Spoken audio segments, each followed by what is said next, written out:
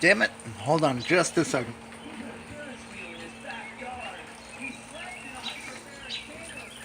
Okay, that's better. So this video is the second part of my It review.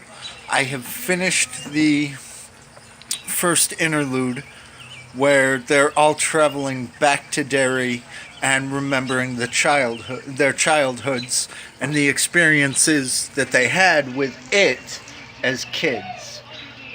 Um,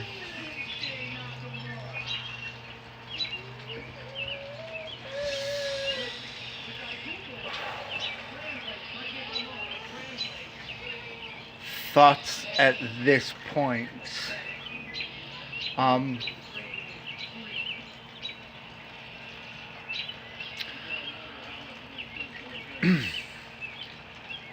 the biggest question I have right now, and that's because Beverly's memory is last, and she remembers the story that Stan told.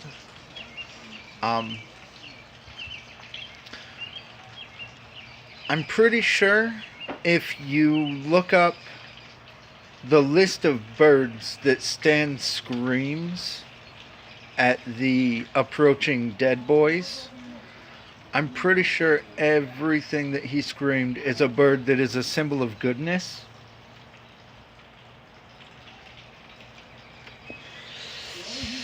Maybe there's something or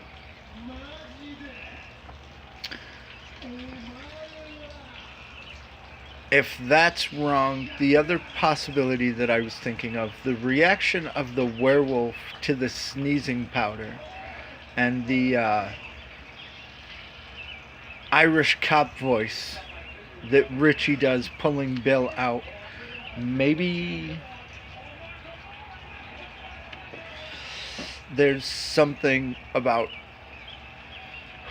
childhood innocence involved in its weakness. I don't know. I'm wondering how those are going to play in later.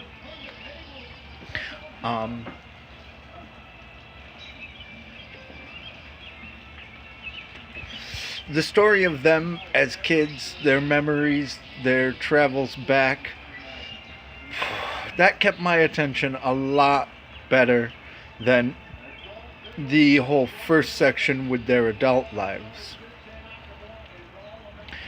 It's still long as fuck, but the first interlude with their childhood memories was definitely easier to get through.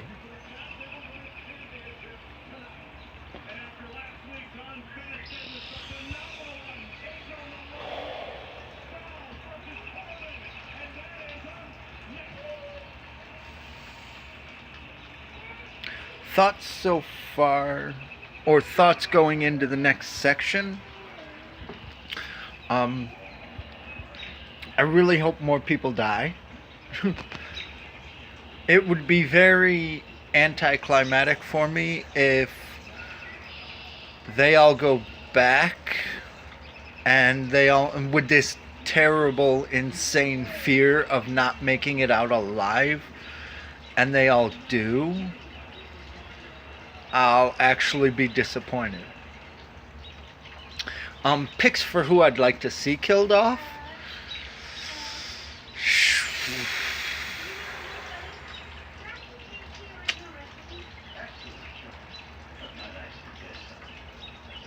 Honestly, I find something relatable in all of the characters at this point. Bill is a writer. I'd like to be. Mike is a librarian. More book-related stuff. Richie is the four-eyed kid who got picked on. He's probably... I'd like to see him make it through more than any other, because that sarcastic...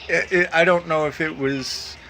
If he's hinting at Richie having ADHD or a mild form of Tourette's, but the mouth and the just the physical description of his childhood, Richie is the most relatable for me, so I hope he makes it.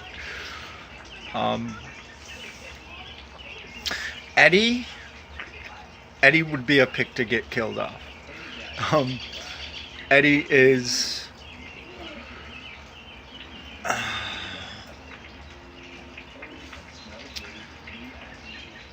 Eddie's a person who has been willing to let himself believe his whole life that he's weak.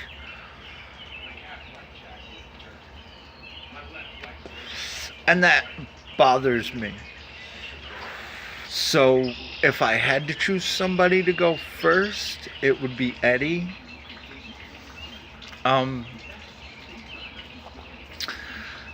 a romance standpoint, I would really hope more for Beverly and Ben to him to finally tell her how he felt and always has.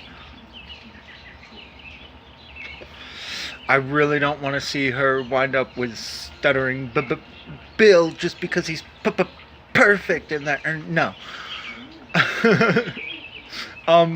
Bill himself would probably be my next pick to get killed off, just because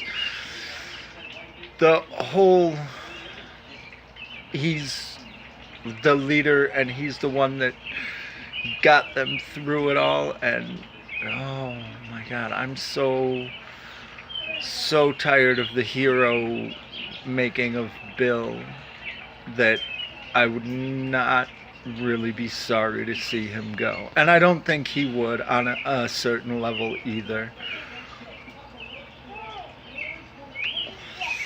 That's assuming that any of them go. Like I said, if I get to the end and it's really just them being afraid the whole time, but for no real reason, I'll be disappointed. We'll see. I'll get through it. I don't know how much is left. I'm assuming that the next section will be a combination of their reunion in Derry along with more memories from their childhoods. I don't know. I'll get started on that as soon as I finish the video, but yeah, the way things stand right now, if people gotta go, I'm hoping for Eddie and Bill.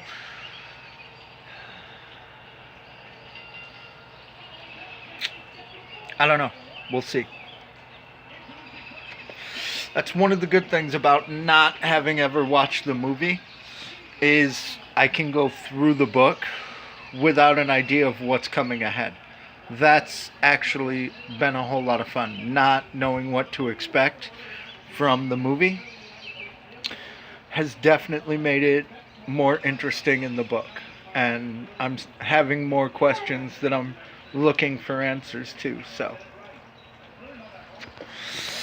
we'll go ahead and get this posted, keep working on the book, and I'll update you on the review when I get through the next section. If it's the last section and I finish the book, I'll do my overall review of the whole thing. I don't know.